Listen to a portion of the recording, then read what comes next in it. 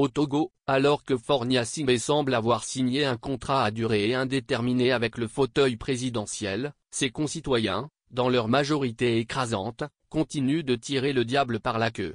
La dévolution monarchique du régime togolais enfonce le pays dans une crise sociopolitique qui ne dit pas son nom.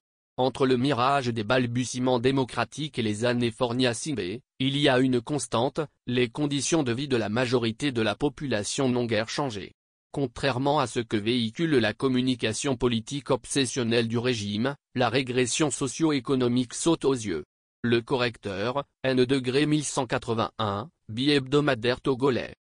Nous avons souvent l'habitude, en discutant avec des amis sur la situation dramatique de beaucoup de pays africains et surtout du Togo, de dire que nous aurions préféré, sur le continent noir, la dictature chinoise.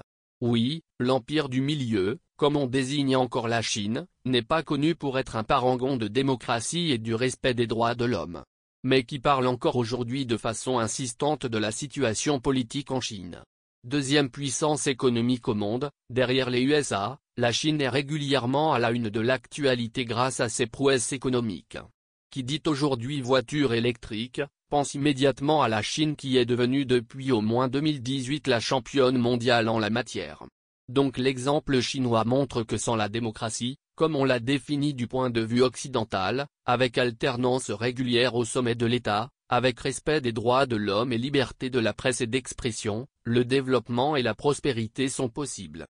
Pourquoi alors dans beaucoup de pays du continent noir, et surtout chez nous au Togo une dictature tribalo-familiale, pure et dure, impitoyable, depuis un demi-siècle, s'acharne-t-elle à détruire la vie et à compromettre l'avenir des citoyens par une politique méchante et inhumaine, basée sur le népotisme, la corruption et la persécution de tous ceux qui pensent autrement?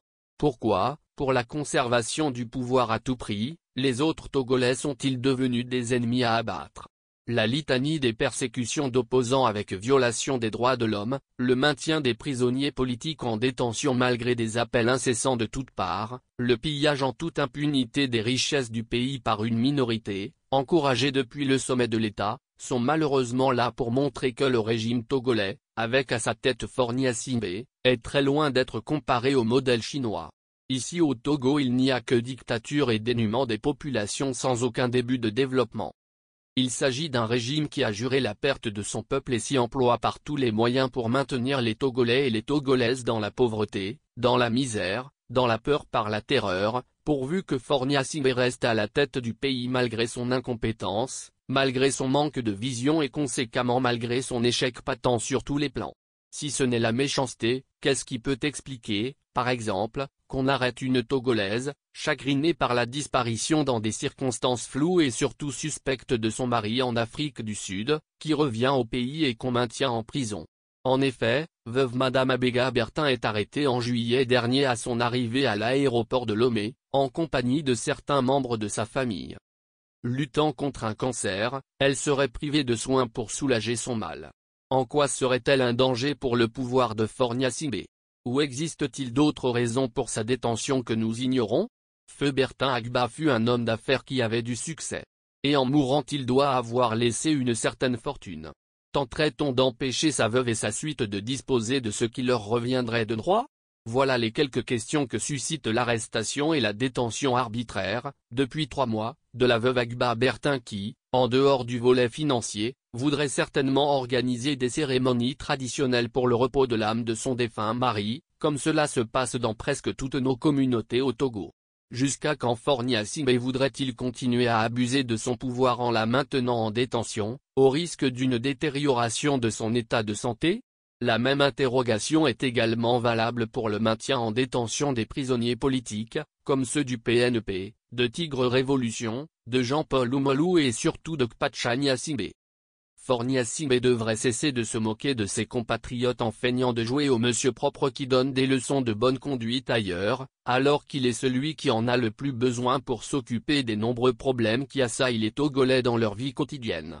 À côté de chez nous à l'Est le président béninois, Patrice Talon, ne fait pas beaucoup de bruit, ne joue pas au faux panafricaniste avec son ministre des Affaires étrangères, mais développe intelligemment et patiemment son pays, Comme l'a écrit Liberté dans sa parution N-3 1962 jeudi dernier, voilà un pays, le Togo, qui possède presque tout, un sous-sol riche, de la compétence, du potentiel, etc. pour évoluer positivement et briller, mais qui, depuis 60 ans, échoue lamentablement et ne cesse de se sous-développer. Le Togo est devenu un grand corps malade à cause de la corruption, de la malgouvernance chronique, du népotisme, du pillage économique et des deniers publics.